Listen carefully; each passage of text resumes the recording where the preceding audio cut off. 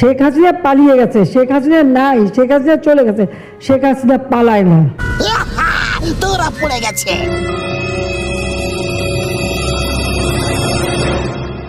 এখন বলো 10 কোটির ব্যাগ কোথায়? মিস চিংগাম। চিংগামের কপ্পর থেকে বাঁচা ইম্পসিবল, মানে ইম্পসিবল। এই মুখোশধারী চোরেরা পুরপুরি নগরের মানুষের জীবন নরক বানিয়ে দিয়েছিল। আমি অনেক চেষ্টা করার পরে এতে ধরে ফেলেছি। এরা জানে না যে চিংগামের কপ্পর থেকে বাঁচা ইম্পসিবল, মানে ইম্পসিবল।